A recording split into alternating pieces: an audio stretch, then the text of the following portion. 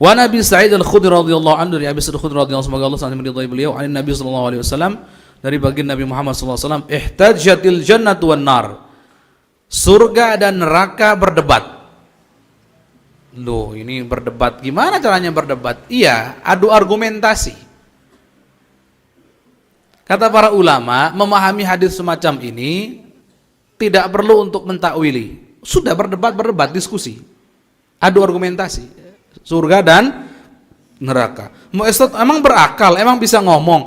Apa susahnya bagi Allah memberikan mereka idrak, memberikan mereka kemampuan untuk mengetahui, mereka untuk bisa bicara? Mudah bagi Allah. Walaupun hanya sesaat misalkan, kemudian dicabut kembali, mudah bagi Allah. Oh, yang ngasih kita kemampuan untuk tahu, untuk bicara juga Allah sama. Apa susahnya bagi Allah? Allah pengen membuat kitab ini bicara, mudah saja bagi Allah. Itu kan termasuk minal mumkinat al-aqliyah, termasuk imkan al-aqli. Artinya perkara yang mungkin menurut logika normal, nggak ada masalah, sama sekali nggak ada masalah. Menurut hukum akal itu adalah perkara yang mungkin saja, bukan suatu yang mustahil. Apalagi jika disandingkan dengan qudrah atau kekuasaan, kemampuan Allah Subhanahu wa ta'ala, bukan sesuatu yang mustahil. Akhirnya ini ada argumentasi ini. Bagaimana? Faqalatin nar, neraka berkata, fiyya al-jabbarun al-muwal mutakabbirun. Oh, di dalam diriku, maksudnya di neraka jahanam, itu ada jabbarun wal mutakabbirun. Ada jabbarun, orang-orang yang para diktator dan orang-orang yang sombong. Jadi orang yang punya kekuasaan, yang menggunakan kekuasaannya dengan semena-mena. Ada mutakabbir, orang-orang sombong, itu orang-orang seperti itu. Wa qalatil jannah, dan surga berkata, fiyya du'afa'un nas wa masakinuhum. Di dalam diriku di surga ada manusia-manusia yang lemah dan orang-orang miskin dari kalangan mereka.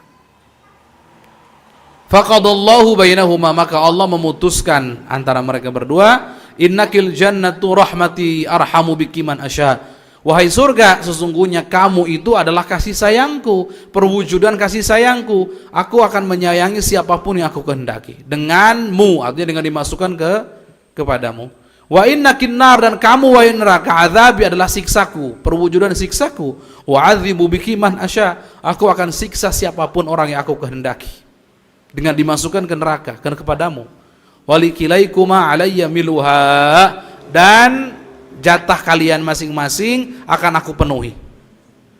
Rawahu Muslim, diriwayatkan hadis ini oleh Imam Muslim. La ilaha illallah.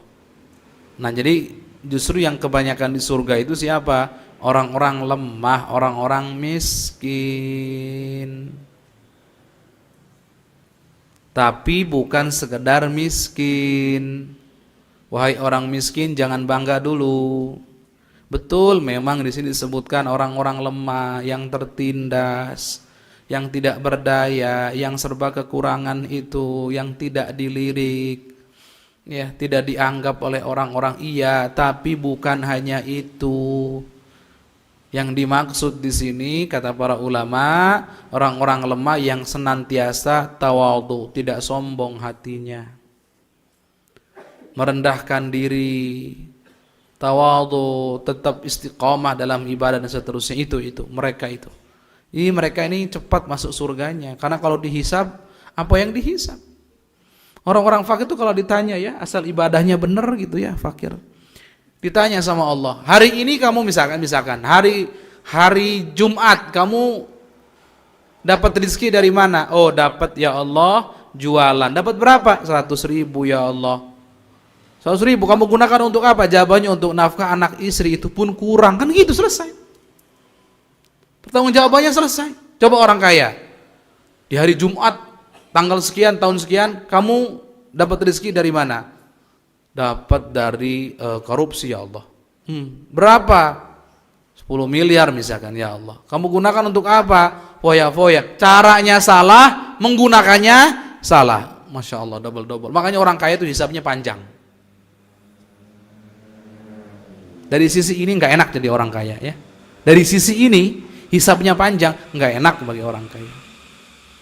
Dalam sebuah hadis dikatakan lan tazula qadama 'abdin, tidak akan selesai dihisab seorang hamba hatta yusala an arba', sehingga ditanya tentang 4 perkara. Tentang usianya digunakan untuk apa, ilmunya digunakan untuk apa, kemudian umurnya dihabiskan untuk apa, ada rizkinya, kalau rizki 2, dapat dari mana dan digunakan untuk apa, double pertanyaannya. Dan pertanyaan yaumul qiyamah itu detail. 1 rupiah pun yang kita dapat akan ditanya dari mana dan kemana.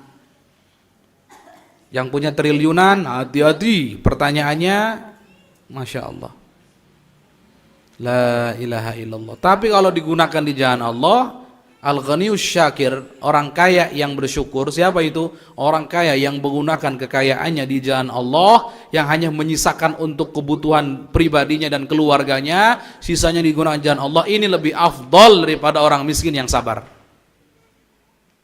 Gitu ya, daripada orang miskin yang sabar. Tapi Ustaz kan diperdebatkan, yang diperdebatkan itu orang kaya yang bersyukur, yang hanya menggunakan hartanya untuk mengeluarkan harta untuk yang wajib-wajib, tidak digunakan untuk yang haram, tapi yang dikeluarkan yang wajib-wajib saja. Ini lebih afdal orang kaya semacam ini atau orang miskin yang bersabar dengan kemiskinannya. Ini diperdebatkan. Tapi kalau ada orang kaya, dia kaya raya, tapi hanya menyisakan yang cukup saja untuk diri dan keluarganya, sisanya digunakan di jalan Allah semua, ini afdal, ini lebih baik. Sudah, nggak ada perdebatan. Ini kalau kita dengar ada perdebatan al-ghaniyus syakir,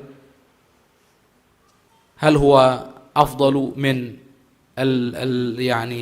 al-faqir as-sabir, itu perdebatan tadi antara orang kaya yang tidak menggunakannya untuk hartanya untuk maksiat, tapi yang dikeluarkan yang wajib-wajib saja, dengan orang miskin yang kekurangan tapi sabar. Mana yang afdal itu diperdebatkan. Ada yang mengatakan orang fakir yang sabar, ada yang mengatakan orang kaya yang syukur, dan seterusnya. Tapi kalau ada orang kaya, sekali lagi, hartanya digunakan di jalan Allah, yang disisakan hanya untuk bekal hidupnya, keluarganya, sisanya digunakan jalan, yang ini afdal.